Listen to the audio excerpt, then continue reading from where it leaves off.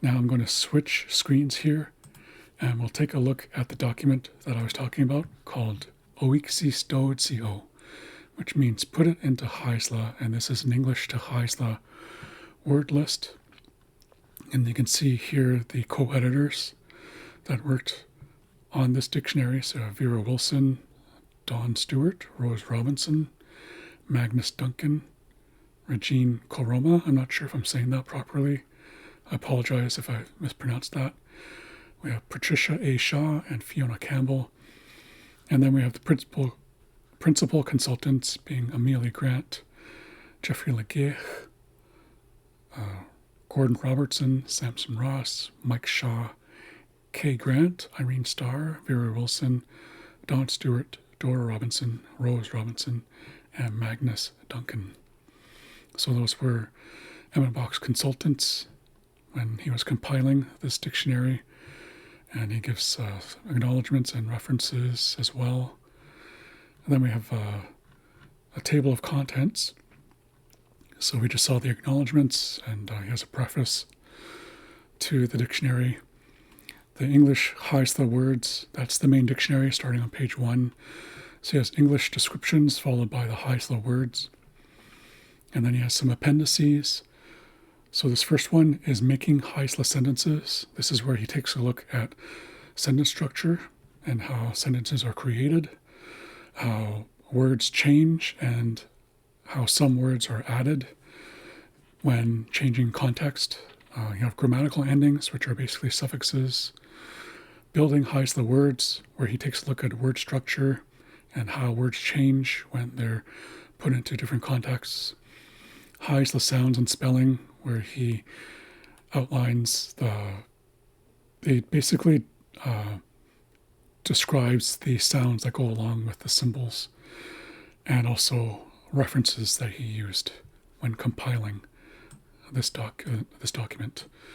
So, yeah, just taking a look at this is the second page. This is the first page of the dictionary. So you see he has the English description first. So a little or few is chana. So he has the Isla word after, bolded and indented. So chana means a little or few. He also has partial words, which can be a little bit confusing. K is actually what we refer to as a root word. You can see that he adds in brackets plus various endings. So this root word will have different suffixes added to it depending on the context. But this K root word has its own meaning, and it means a lot, or lots, or much, or many. And here he gives an example of the word being used, a full word, and it's kainum. So kainum means a lot, much, lots, or many, and it's based off of this root word, k. So that's the representation. Again, if you're not familiar with Isla word structure, you might get a little bit confused about some of these root words that are included. Here we have the word again, and he has different representations. So when you see a word that has a hyphen after it, that means it's a root word. If it doesn't have a hyphen, it's a full word. So this is dlu, this is a root word. This is do, this is also a root word. But this can also be used by itself. You can say dlu, you can say do on their own, and that would mean again. You see dlu followed by an apostrophe. You see dluala, so that's an alternate form, a longer form. You see dluala. So one of the issues with this dictionary is that the formatting got changed somehow. I believe it has to do with the font choice. So this apostrophe is in front of the L. It should actually be on top. It should be sitting directly on top of the L to make it glottalized. But this is la, and then you have the apostrophe separate. You can spell it with an E in front of the apostrophe, or after the apostrophe as well. So those are some examples of the dictionary. So if we skip forward, we can take a look at the appendices. So we have Y words and then Z. So here he takes a look at making Heisler sentences. So here's a commonly heard Heisler exchange. First person says, Si eich gwela sus ha, or Si eich gwela sus sa.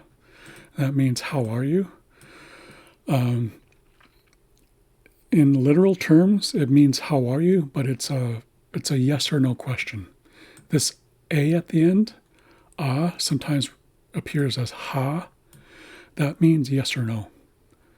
So this Si eich gwela sus means, are you doing okay? That's what I would say, as opposed to how are you. I would say, are you good? So Si eich gwela sus ha, or Si eich gwela sus sa means, are you good? Yes or no. The second person is saying na eich gwelaskens, and this means I'm fine, but it actually, in literal terms, it means yes, I'm okay. And na means yes. Na. Eich means good. Gwela has to do with, or gwelas is basically like, it's kind of hard to describe. It's like a way of being. And then gins means mine. So that would mean, yes, I'm doing okay. And then he goes on to say a more literal translation of the first question might be this: is good your condition, state of being? So that's what Si eich gwela sus sa would mean in literal terms. If you translated it exactly as it is, it would mean, is good your condition or state of being? And then the answer, na eich gwelaskens, means yes, good my condition. So he talks about things like the sentence illustrates a few key points of the language. One is the order of words is different from English, and Heisler, the words that correspond to verbs and helping words come first. So in the previous video, I mentioned that Heisler is a VSO language, verb, subject, object. English is SVO, subject, verb, object. So it's very different in word structure and sentence structure. Words can have a lot more packed into them in Heisler than in English. So again, an example is this suffix gins. It means mine, but it also talks about the location of it. So gins means it's mine and it's close to me, the person who's speaking.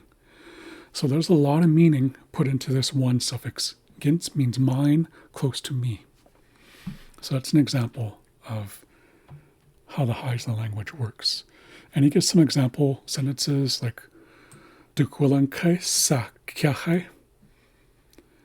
Dukwalanke sa kiache means I see a grizzly. Or you could say Dukwalanugwa ke sa kiache. So in this case, you're adding the full word nugwa after dukwala, which means to see.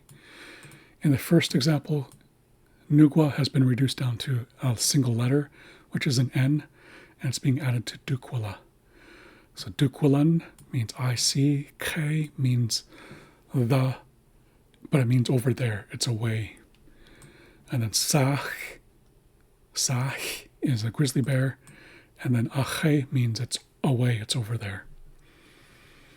So again, that goes back to a lot of meaning being put into small parts of words. So the literal meaning for this would mean I see a grizzly over there in the distance. So he gives a lot of examples, and I have read through all these appendices, and this helped me a lot in my understanding of the language. Here he gives some suffixes. So this is what I was talking about here. Nugwa, it means I or me. So there's different forms of this. you could add the full word to the end of a word, like dukwala nugwa, or you can reduce it down to the letter N, dukwalan. And sometimes sometimes you put an E in front of the N. So that's when you get dukwalan. The E makes an sound. Dukwalan, un. Su means you. So like the word yuksu means you. Like, I guess a way, it's kind of hard to describe, to explain, but one way of thinking of it is that yuk means you, the su means to be you. So yuksu means to be you, essentially. And then nis, sometimes it's anis, which means we and including you. This is a first person inclusive suffix. So when you're including the person that you're speaking to, you would say nis or anis. You would put that at the end of a word. If the person is not included, then you would say nuh. That means we excluding you. So it's first person exclusive. So if you said like kathla tlanuch, that would mean we are going to walk. And that would mean we are going to walk, but you are not. You're going to stay behind. So again, a lot of this I learned from reading through Emmon Bach's writing. Here he shows different beginnings of words like lun, kyun, sun, or silan. These are different ways of saying I. So if I were to say lun kathla ina, that would mean I am walking, and it means I'm walking right now. If I said kyun kathla ina, that would mean I'm not walking right now. And he gives a lot of different examples of how these, the beginning of a word will change depending on the context. So I'm going to switch back to my webcam. So one of the things that I'll say is that I really like Emmon Bach in the way that he not only recorded our language, and you saw how his orthographies changed over time. So he was looking to improve the way that he was writing the language, but he also wrote a lot about how the language actually works. And that's where a lot of my personal knowledge about the language comes from, is from reading Emmon Bach, because he wrote so much about the inner workings of the language, the mechanics of Heislakilla, and how words change in different contexts. And that was a tremendous help to me. And that's why I really like the work that Emmon Bach did with the Heisla language. So that is a look at his second, and also in the previous video, we looked at his first orthographies. Thank you for watching. Wa.